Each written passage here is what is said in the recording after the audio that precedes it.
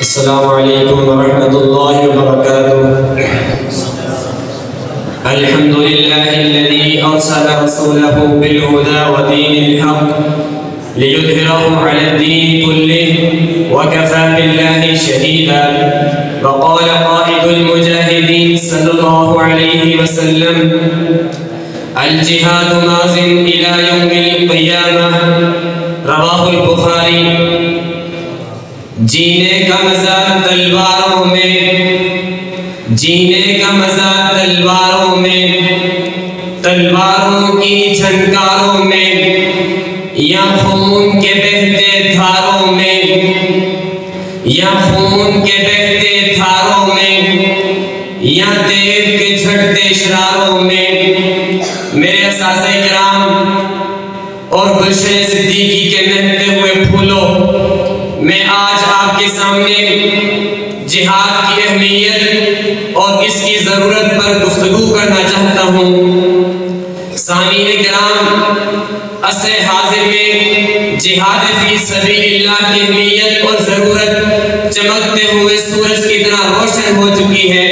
نیل کے ساحل سے لے کر کاشغر کے پانیوں تک اگر قوم ملت کو سربلندی اور استحکام مل سکتا ہے تو اس کا راستہ صرف اور صرف عزم جہاد ہے۔ نکلو باطل کے فتنوں سے۔ جہاد دہشت گردی اور فساد نہیں بلکہ امن عالم کا روشن پیغام ہے۔ 14 صدیوں میں جب کبھی بھی ملت نے عروج پایا تو اس کا راستہ صرف اور صرف جہاد تھا۔ اعلاء کلمت اللہ کی خاطر پیغمبر مسجد نبوی چھوڑ کر جائیں، سنگلاخ وادیوں اور ویرانوں کے سفر، زبانوں پر ترانے، نحن الذین بایعوا محمدا علی الجہاد ما بقینا ابدا۔ جناب والا، وہ غازیان صف شکن جو کیسر و کسریٰ، ایران، توران، سندھ، ہند، غزنی اور کابل تک نور توحید کو لے گئے، وہ ٹیبل ٹاک مذاکرات نہیں بلکہ جہاد و قتال کی تلواروں کے دھنی تھے۔ میں کیسے بھول جاؤں قتیبہ بن مسلم کو جو چین کے خاقان سے کہہ رہا تھا، اس لشکر سے کیا لڑو گے؟ اس کا ایک سوال تیری سرحدوں پر، اور آخری سپاہی مدینہ طیبہ تک موجود ہے۔ کسی نے کیا خوب کہا ہے، یہ شہادت گاہ الفت میں قدم رکھنا ہے، یہ شہادت گاہ الفت میں قدم رکھنا ہے، لوگ آسان سمجھتے ہیں مسلمان ہونا۔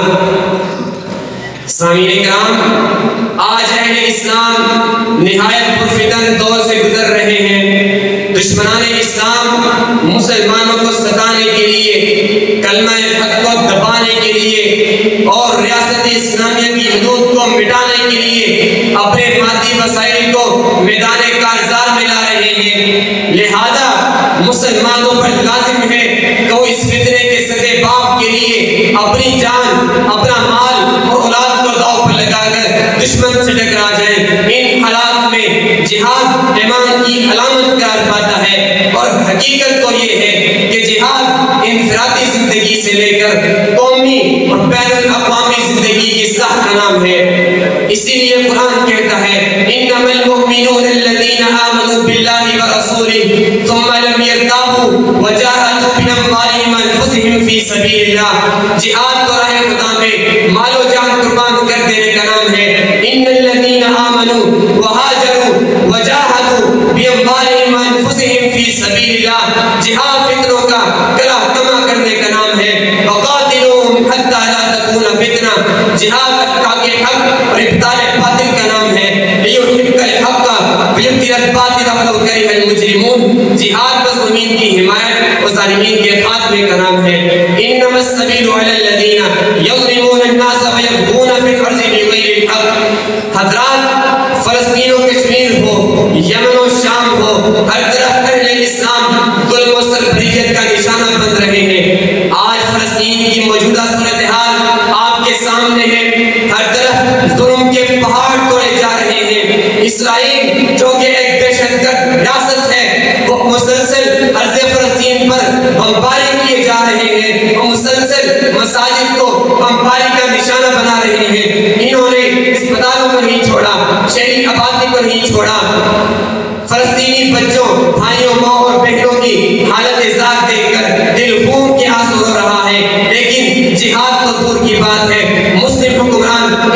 زمین کے لیے دو لفظ بولنے کو تیار نہیں. بقول شاعر فضائے بدر پیدا کر فرشتے تیری نصرت کو، فضائے بدر پیدا کر فرشتے تیری نصرت کو، اتر سکتے ہیں گردوں سے کتاب اندر کتاب اب بھی.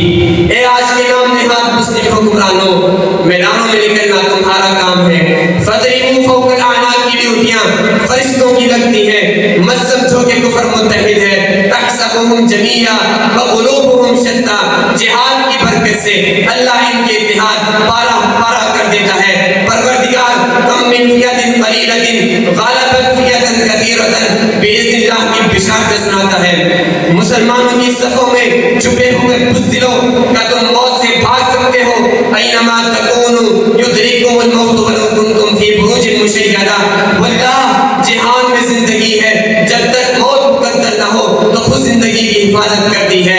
کیا خالد بن ولید نے عراق و شام کی فتوحات میں میدان کارزار میں تقریباً ہر ہفتے ایک شہر فتح نہیں کیا؟ روم و فارس کے لاکھوں کی تعداد میں لشکروں سے وہ ٹکرا جاتے تھے. کیا غزنی کے سلطان محمود بچیکن نے زندگی کے 49 برس گھوڑے کی پشت پر جہاد کرتے ہوئے نہیں گزارے؟ موت زندگی بن کر ان کی حفاظت کرتی رہی. میں اس جامعہ کا 10 طالب علم ارباب اقتدار سے، مسلم افغان سے، علماء اور علماء دین سے دستبستہ یہ گزارش کرتا ہوں کہ قبلہ و کشمیر کے تحفظ کے لیے، ارض انبیاء کے تقدس کے لیے، یہود و ہنود کے ناپاک عزائم کے خلاف اعلان جہاد کیا جائے. کائنات کے رب کا فرمان عالی شان ہے والذین جاہدوا فینا لنہدینہم سبلنا.